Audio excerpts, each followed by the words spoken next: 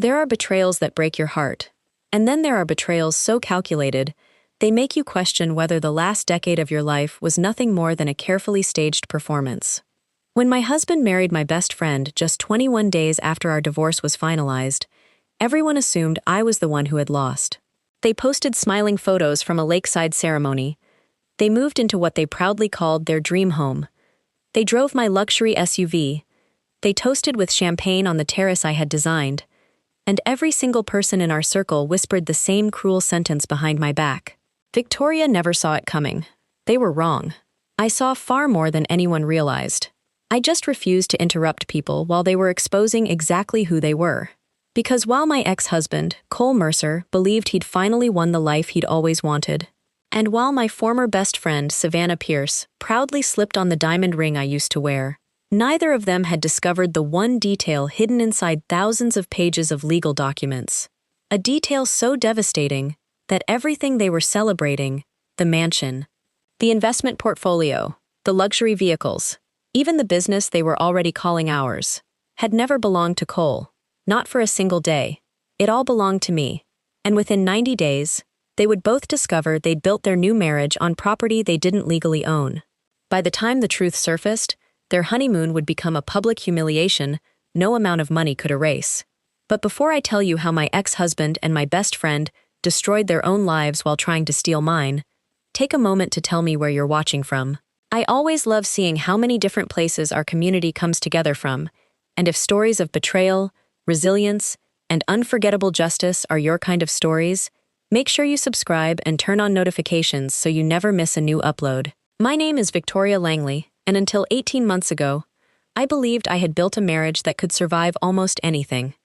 I was 46 years old and lived in Bozeman, Montana, where endless mountain views had convinced me that peace was something you could build if you worked hard enough. I owned Langley Outdoor Holdings, a company my late parents had started as a small family operation before I transformed it into one of the region's largest suppliers of premium outdoor equipment. We manufactured high-end camping gear, hunting accessories, and custom equipment for outfitters across the western United States. By every measurable standard, I had achieved the American dream: a thriving business, a beautiful home overlooking the Gallatin Valley, financial security, and a husband I believed loved me more than any of it. Cole Mercer entered my life 14 years earlier with an easy smile and the kind of confidence that made every room feel lighter. He wasn't wealthy when we met. In fact, he often joked that his greatest asset was knowing how to make people feel important. At the time, I thought that was one of his greatest strengths. Now I recognize it for what it really was: a talent for manipulation. Back then, though, none of the warning signs seemed dangerous. He always encouraged me to work harder. He constantly reminded everyone that my success inspired him. Whenever reporters interviewed me after another business milestone, Cole stood just outside the camera frame, smiling proudly. People called him supportive. They called us relationship goals. Even I believed it. Looking back now, I realized something chilling.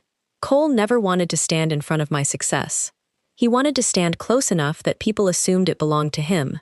And there was one person who admired that image almost as much as he did. My best friend, Savannah Pierce. Savannah and I had known each other since our freshman year of college. We had survived failed jobs, bad apartments, heartbreaks, family funerals, and countless birthdays together. She was the first person I called whenever something wonderful happened. She was also the first person I called whenever everything fell apart. I trusted her with passwords, business frustrations, private conversations, dreams I had never spoken aloud to anyone else. If someone had told me then that Savannah would one day stand beside Cole and promise to love him forever, I would have laughed. Not because I believed betrayal was impossible, but because I believed she loved me too much to become the reason my life unraveled. I had no idea. The two people sitting across from me at Sunday dinners had already begun imagining a future where I wasn't part of the picture anymore. And by the time I discovered what they had been planning behind my back, they had already convinced themselves that everything I had spent 20 years building was about to become theirs. They couldn't have been more wrong. If someone had asked me when my marriage started falling apart, I would have given the wrong answer. For months after the divorce, I blamed it on the arguments, the long silences, the counseling sessions that never seemed to help, the growing distance between us. But after everything was over, I realized our marriage hadn't collapsed because we stopped loving each other. It collapsed because Cole stopped pretending. The first sign appeared so quietly that I almost missed it. About 3 years before our divorce, he suddenly became interested in the financial side of my company. That had never been his world. Cole worked in corporate sales for a regional construction supplier. He earned a comfortable income and often reminded people he was proud of building his own career instead of depending on mine. "I don't want people thinking I'm living off my wife," he'd say with a laugh. I admired that. Until his curiosity changed. Instead of asking how my day had gone, he started asking questions about contracts. "Who's your biggest client this quarter? How much did that expansion cost? Are you thinking about opening another warehouse?" At first, I thought he simply wanted to understand my work better. It felt thoughtful. Looking back, I wish I'd noticed that he never asked about my stress. Only my assets. Only my numbers. Only my ownership. One evening we were sitting on the back deck watching the sun disappear behind the mountains, when he casually asked a question that caught me off guard. "If something ever happened to you, who would own the company?" I laughed. "Hopefully nothing happens to me." He smiled. "You know what I mean." I shrugged. "My estate plan covers everything." He nodded slowly. "So, it would automatically go to your husband?" It seemed like such an ordinary question. I answered without giving it much thought. "My attorney made sure everything stays protected." Cole didn't ask another question. Instead, he stared across the valley with a strange expression I couldn't quite read. At the time, I thought he was simply curious. Now I know he was disappointed, because he hadn't heard the answer he expected. Around that same time, Savannah started appearing at our house more often. She never needed an invitation. She'd stop by with coffee. She'd bring homemade cookies. Sometimes she'd stay for dinner. Other nights she'd claim she was just in the neighborhood. Bozeman isn't exactly the kind of town where people accidentally pass your house 3 times a week. Still, she was my best friend. Why would I question it? If I had a late meeting, she'd keep Cole company until I got home. If I had to travel for business, she'd offer to check on the house. "I don't want Victoria worrying while she's gone," she'd tell him. Those words sound different now. Back then they sounded caring. Now they sound rehearsed. The strangest part was that everyone loved the 3 of us together. Friends joked that we were inseparable. At holiday parties, people called Savannah the sister I never had. Cole always smiled whenever someone said that. Sometimes I caught them laughing together before I walked into a room. They'd stop talking the moment they noticed me. I assumed they didn't want me to feel left out. I never imagined I was interrupting conversations about me. About 18 months before the divorce, I received the biggest opportunity of my career. A national outdoor retailer wanted an exclusive partnership with Langley Outdoor Holdings. If the negotiations succeeded, it would nearly double the company's value. I was thrilled. Cole seemed even more excited than I was.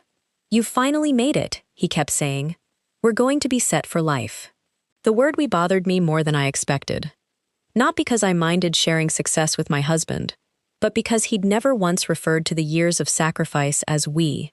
The 16-hour workdays, the sleepless nights, the financial risks. Those had always been your company. Now that the company was worth millions, it suddenly became our future. As negotiations intensified, I spent more time at the office. Savannah became even more involved in our personal lives. She'd cook dinner for Cole. She'd organize charity events with him. She even helped him plan my birthday party. Everyone thought I was lucky. "You have such an amazing support system," my employees would tell me. I believed them. I truly believed them. Then something happened that should have shattered my trust. Instead, I explained it away. I came home early one rainy Thursday afternoon, after a client canceled our meeting. Cole's truck was in the driveway. So was Savannah's SUV. I smiled. They must have been planning my birthday surprise. When I walked inside, the house was unusually quiet. I called their names. No answer. Then I heard footsteps upstairs. A few seconds later, Cole appeared at the top of the staircase. His face had gone pale. "Oh? I thought you weren't coming home until 6. Before I could answer, Savannah stepped into the hallway behind him. She looked startled too. "We were," she began, "looking for old photo albums." Cole finished the sentence before she could. "For your birthday slideshow." It sounded reasonable, almost, except neither of them was carrying a photo album, and the hallway they were standing in led only to our bedroom and my private home office. the office where I kept confidential business files. I remember laughing awkwardly. "You two are terrible liars." Savannah forced a smile. "We wanted it to be a surprise." I hugged her. I thanked them both, and I never questioned it again. To this day, that moment still keeps me awake some nights. Not because they lied, but because they expected me to believe a lie they hadn't even taken the time to prepare. That was the day they realized something dangerous. I trusted them so completely, I wouldn't even investigate the impossible. They mistook my trust for weakness. It would become the biggest mistake either of them would ever make. There is a moment in every betrayal when your instincts finally catch up to what your heart has been refusing to accept. For me, it wasn't finding lipstick on a shirt. It wasn't reading romantic text messages. It wasn't even catching them together. It was something much quieter, something much colder. It was the day I realized my husband no longer looked at me like a wife. He looked at me like an obstacle. The contract with the national retailer was finally signed after nearly a year of negotiations. It was the biggest milestone in the history of Langley Outdoor Holdings. My executive team organized a celebration at our headquarters. There were speeches, champagne, photographs. Employees who had been with my family for decades hugged me with tears in their eyes. Cole attended the celebration. He smiled for every picture. He kissed my cheek whenever someone pointed a camera in our direction. To everyone else, we looked like the perfect couple, but on the drive home, he barely spoke. Finally, he asked a question that made my stomach tighten. "So, what does the company look like now?" I laughed softly. "What do you mean?" "I mean financially." I glanced at him. "It had a great year." "No." He kept his eyes on the road. "I mean, what's it worth now?" I shrugged. "It doesn't really matter. It matters if you're running it." His voice had changed. It wasn't curiosity anymore. It sounded like someone calculating numbers in his head. When I didn't answer, he smiled. "I was just wondering." That phrase became his favorite. "I was just wondering." Every question about my finances. "I was just wondering." Every question about my attorney. "I was just wondering." Every question about ownership. "I was just wondering." Only later did I realize he wasn't wondering at all. He was gathering information. A few weeks later, I met with my attorney, Harold Whitmore, for our annual estate review. Harold had represented my family for more than 25 years. He had known my parents. He had helped me structure the business after they passed away. As we finished reviewing paperwork, he looked at me over his glasses. "How are things at home?" I smiled politely. "They're fine."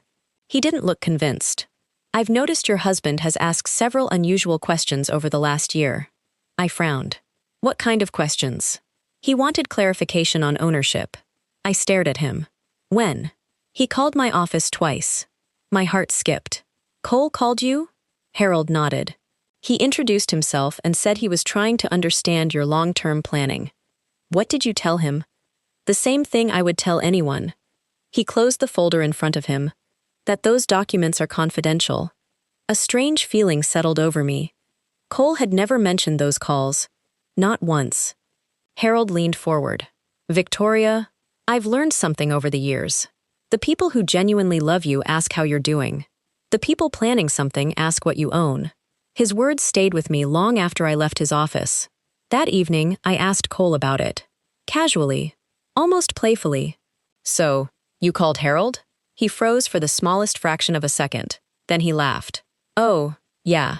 I was thinking about estate planning. You know, in case something ever happened. Why didn't you tell me?" He shrugged.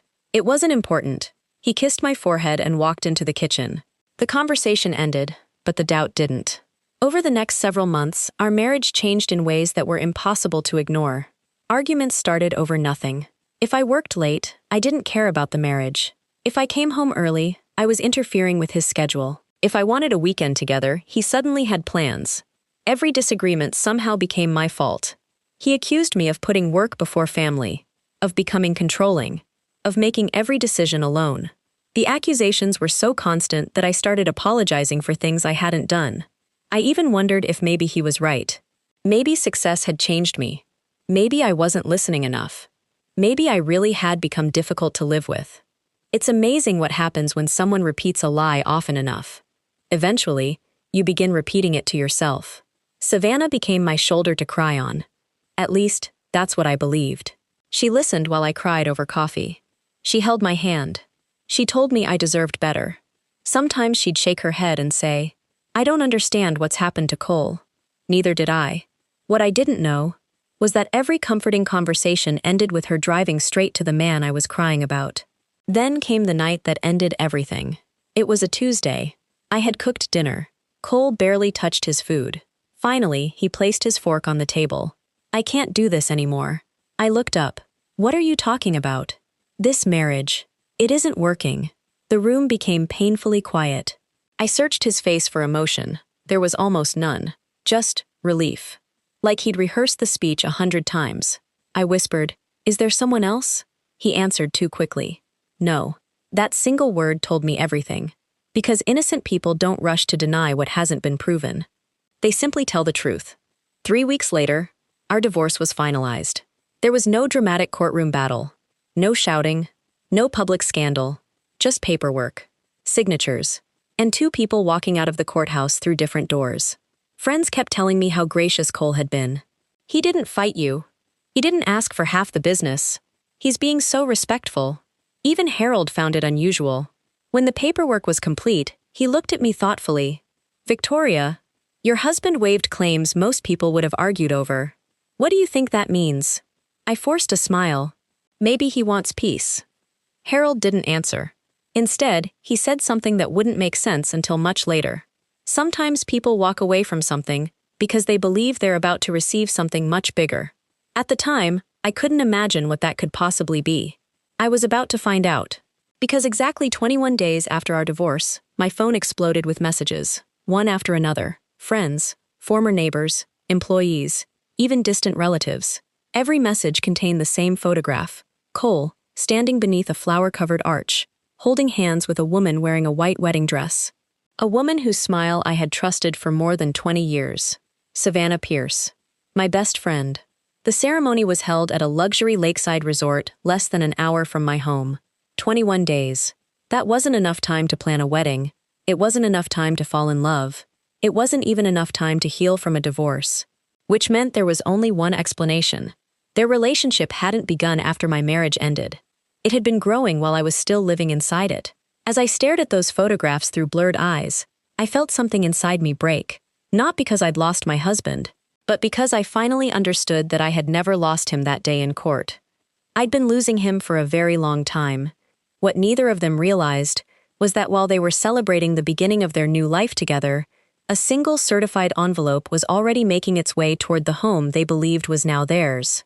And when they opened it, their honeymoon would end before the wedding flowers had even begun to wilt.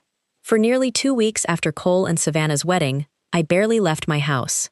I ignored phone calls. I declined invitations. I even asked my executive assistant to move every meeting she could. Not because I couldn't run my company, but because I was exhausted.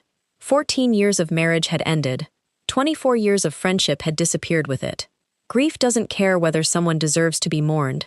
It simply reminds you that what you believed was real mattered to you. One rainy afternoon, I was sitting in my office when Harold Whitmore called. His voice was unusually calm. "Victoria, have you seen social media lately?" I gave a tired laugh. "I've seen enough. I wasn't asking about the wedding." He paused. "I'm asking whether you've seen where they're living." I frowned. "What do you mean?" "They've announced they've moved into your mountain house." For a second, I thought I'd misunderstood him. My mountain house? The one outside Bozeman. I stood so quickly my chair rolled backward. "That's impossible." Harold's voice remained steady. "It isn't impossible. They're posting photographs from it." I opened my phone. Within seconds, I found Savannah's public profile. There she was, standing on the wraparound porch, holding a glass of champagne. Her caption read, "Finally home, here's to new beginnings." Another photo showed Cole beside the stone fireplace. Couldn't have dreamed of a better place to start our forever. I kept scrolling. The kitchen, the master bedroom, the patio overlooking the valley. Every room, every photograph, every smile. They were proudly showing the world a home they believed belonged to them. Except, it didn't. Not legally. Not even a little. That mountain house had been in my family long before I met Cole.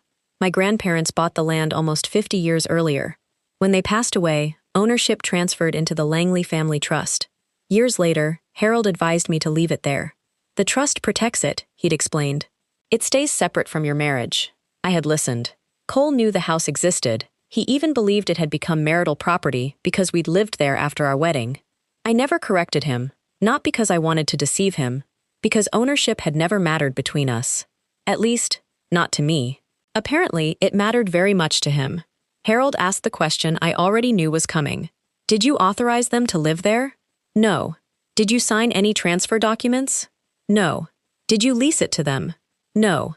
He took a slow breath. Then they're occupying trust property without permission. The room fell silent. Finally, he said, I think it's time they learned the difference between assuming ownership and proving it. 3 days later, the certified envelope arrived. Not from me, from the trustees. Inside was a formal notice requiring the occupants to vacate the property within 30 days. It wasn't emotional.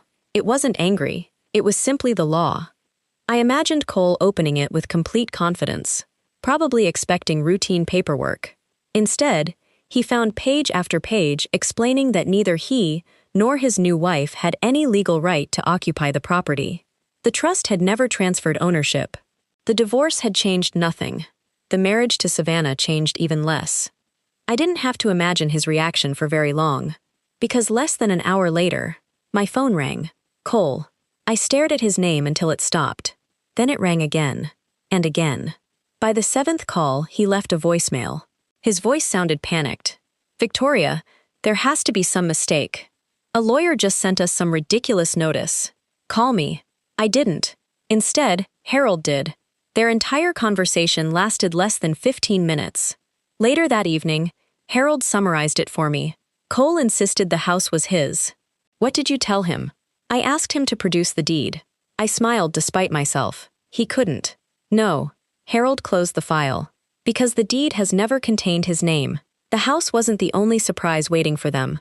A week later, another misunderstanding surfaced. Cole proudly announced online that he was taking over our outdoor business, while I supposedly stepped away to focus on my personal life. Several employees sent me screenshots. At first, I laughed. Then my chief operating officer called. Victoria, Cole just walked into headquarters. I blinked. What? He introduced himself as the new owner. I couldn't believe what I was hearing. What happened? He asked. Accounting for access to company financials. And? My security director escorted him out. Apparently, Cole argued for nearly 20 minutes. He insisted he had every right to enter. He claimed everyone knew the company belonged to him now. No one agreed. Not because they disliked him, because every corporate filing listed exactly one owner. Victoria Langley. Always had, always would.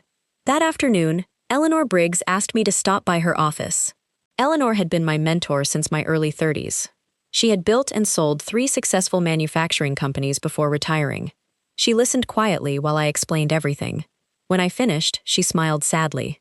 I've seen this before. You have? More times than you'd believe. She folded her hands.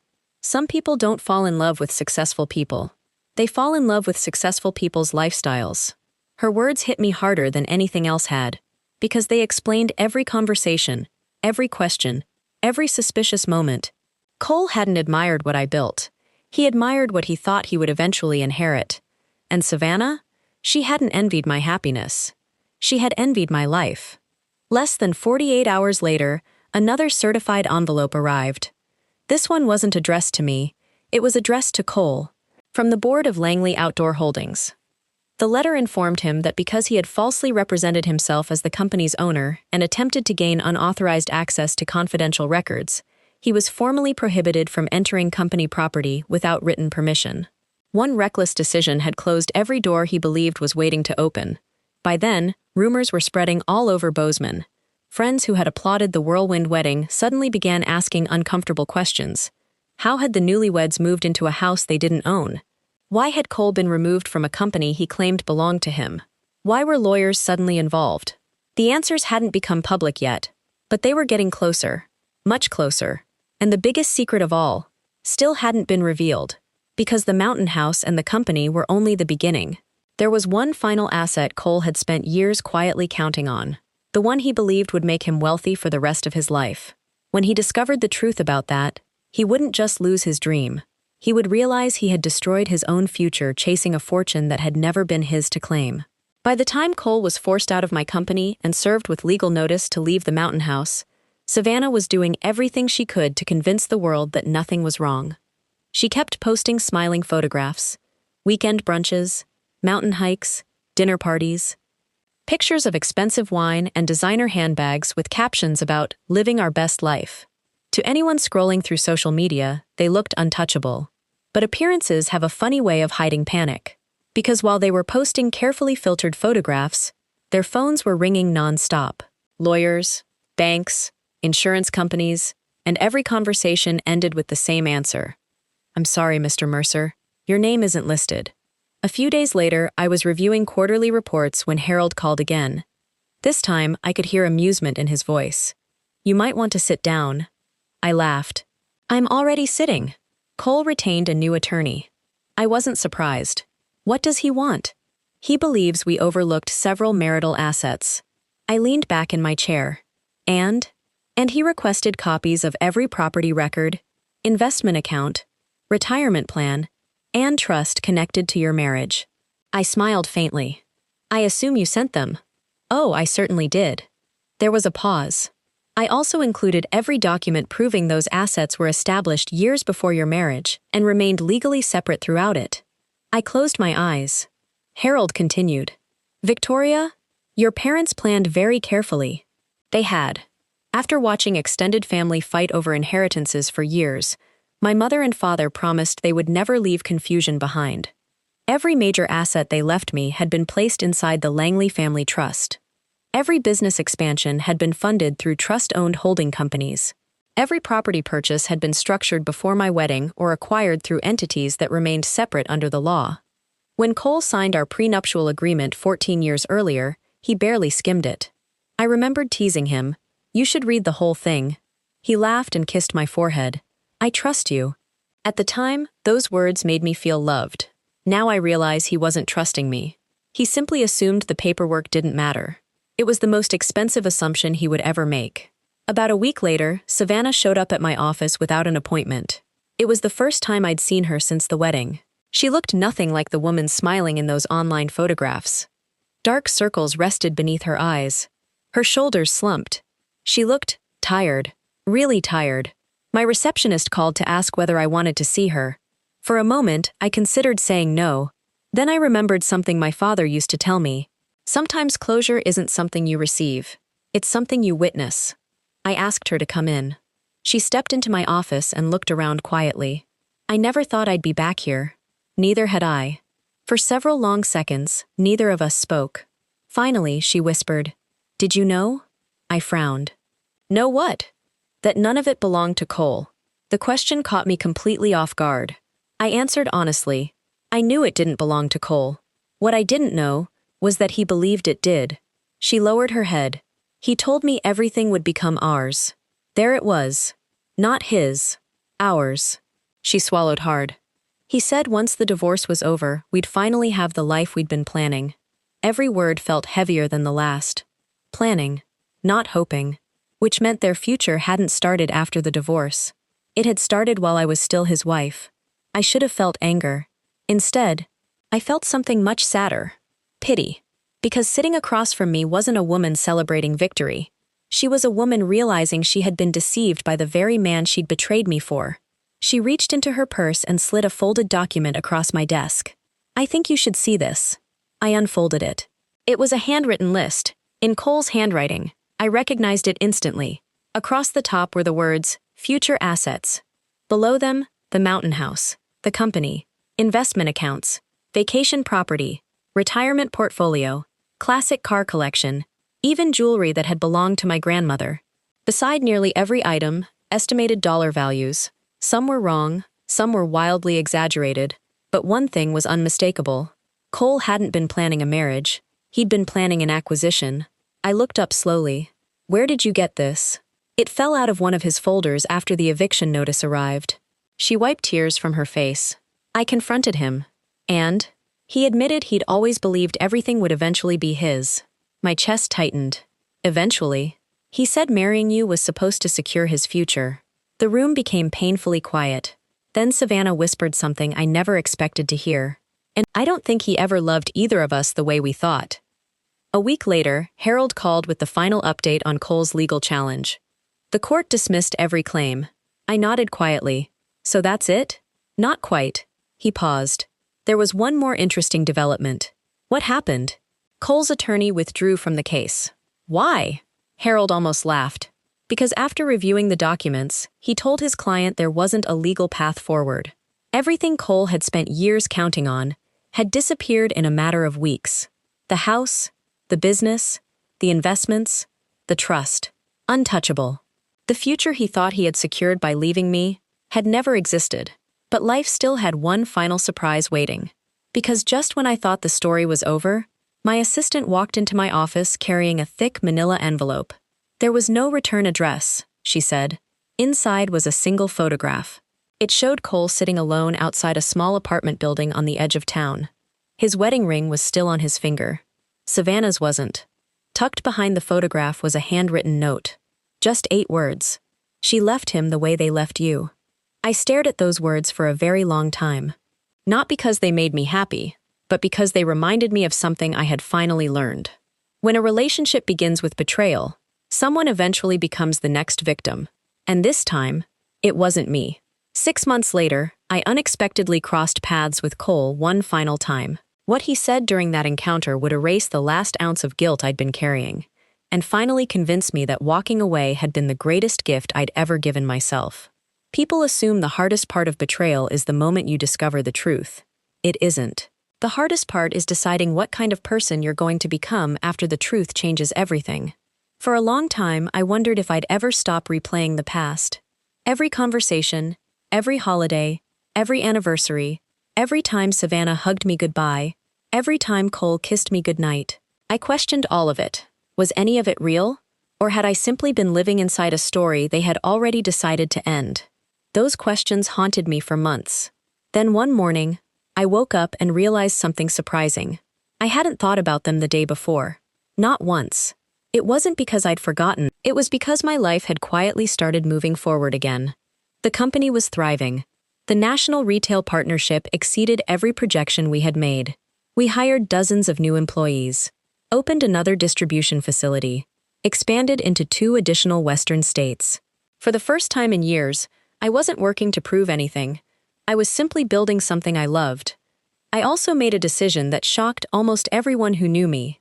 I sold the mountain house. Not because I needed the money, because I no longer needed the memories. The house had witnessed some of the happiest moments of my life.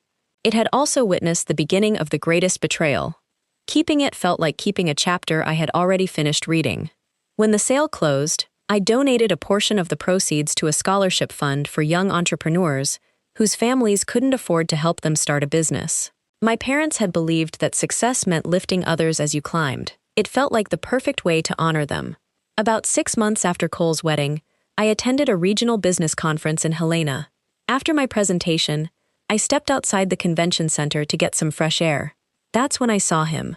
Cole. He was sitting alone on a bench across the street. For a moment, neither of us moved. He looked older, not because of time, because of disappointment. The confidence that had once filled every room had disappeared. His tailored suits had been replaced by a wrinkled jacket that looked like it had seen better days. When he noticed me, he stood slowly. Victoria, I nodded politely. Cole. There was an awkward silence between us. Finally, he asked, "Can we talk?" Every part of me wanted to keep walking. But another part, the part that had spent months searching for closure, wanted to hear what he had to say. So I agreed. We walked to a nearby coffee shop and sat near the window. For several minutes, he stared into his coffee without speaking. Then he sighed. I made the biggest mistake of my life. I didn't respond. He continued. I thought happiness was somewhere else. I thought I deserved more. I thought... He shook his head. I thought everything you'd built would eventually become mine. There it was. The truth. Not hidden, not softened, not denied. He had finally said it out loud. I looked at him calmly. So, you didn't marry me because you loved me? His eyes filled with regret. I did love you. He hesitated. But somewhere along the way, I started loving the life we had more than the person who built it. Those words should have shattered me. Instead, they set me free, because they confirmed something I had struggled to accept. His betrayal had never been caused by something I lacked. It had been caused by something he lacked: character, integrity, gratitude. Before we left, he asked one final question. "Do you think you'll ever forgive me?" I smiled sadly. "I already have." His eyes widened. "You have?" "I forgave you because I didn't want to carry you around in my heart for the rest of my life." I stood. "But forgiveness doesn't mean I would ever trust you again. Those are two very different things." He nodded slowly. "I understand." As I walked toward the door, he called my name one last time. I turned. "I'm sorry." For the first time since our divorce, I believed he meant it. But sincerity doesn't erase consequences. Some lessons arrive too late. A few weeks later, I learned through mutual acquaintances that Cole and Savannah's marriage had ended. Barely 8 months after it began, the woman he had sacrificed everything for had quietly filed for divorce. Ironically, she cited the same reason he once accused me of causing our marriage to fail: a complete lack of trust. I couldn't help thinking about the old saying, "The way someone enters your life often becomes the way they leave it." Their relationship had been built on deception. Eventually, they both wondered who would be deceived next. People often ask whether I regret those 14 years. The answer surprises them: no. I don't regret loving someone wholeheartedly. I don't regret believing in loyalty. Those qualities weren't weaknesses. They were gifts. The mistake wasn't that I trusted. The mistake was ignoring the moments when actions stopped matching words. Today, my life looks very different. My home is quieter. My circle is smaller. But every person in it has earned their place.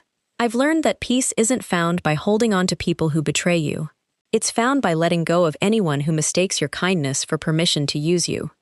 If my story teaches anything, I hope it's this: never measure your worth by the people who walk away. Some people leave because they cannot appreciate what they already have. Others leave because they're chasing an illusion they believe is better. Neither decision changes your value. Sometimes the greatest blessing isn't keeping the people you love. It's discovering who they really are before they can take any more of your future.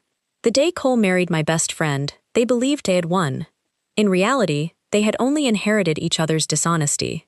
I was the one who walked away with everything that truly mattered: my integrity, my purpose, my family's legacy, and the freedom to build a future that no one could ever steal again. If you've ever been betrayed by someone you trusted, remember this: their betrayal is a reflection of their character, not your value. Healing takes time, but it is possible, and sometimes the ending you never wanted becomes the beginning you never imagined. Before you go, I'd love to hear from you. Have you ever had someone underestimate you, or assume they could take what you worked hard to build? Share your story in the comments. I read as many as I can. If this story resonated with you, please like this video, subscribe to the channel, and turn on notifications so you never miss another story of resilience, justice, and unforgettable life lessons. And if you know someone who needs this reminder today, share this video with them. Until next time, take care of yourselves, and remember, the truth may take its time, but it never loses its way.